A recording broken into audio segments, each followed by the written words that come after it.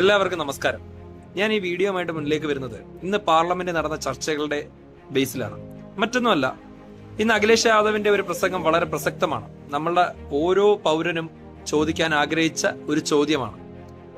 അതായത്, വികസിത രാജ്യങ്ങളായ ചൈനയും അമേരിക്കയും മറ്റ് എല്ലാ രാജ്യങ്ങളും ഇന്നും ബാലറ്റ് പേപ്പറിനെ ആശ്രയിക്കുമ്പോൾ എന്തുകൊണ്ട് ഇന്ത്യയിൽ മാത്രം, ലോകത്തെ ഏറ്റവും വലിയ ജനാധിപത്യ രാജ്യമായ ഇന്ത്യയിൽ മാത്രം എന്തുകൊണ്ട് ഇന്നും EVM മിഷൻ പോലുള്ള ഇലക്ട്രോണിക് വോട്ടിംഗ് യന്ത്രം ഉപയോഗിക്കുന്നു?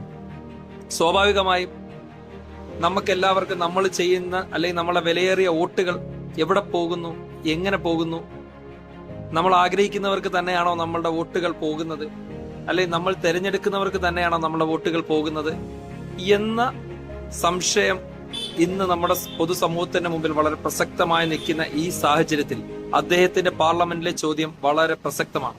സ്വാഭാവികമായും അതിന്റെ ഒരു ഉത്തരം ഭരിക്കുന്ന പാർട്ടിയിൽ നിന്നോ അല്ലെങ്കിൽ അതിന്റെ നേതൃത്വത്തിൽ നിന്നോ നമ്മളെപ്പോലുള്ള സാധാരണ ജനങ്ങൾ പ്രതീക്ഷിക്കുന്നു.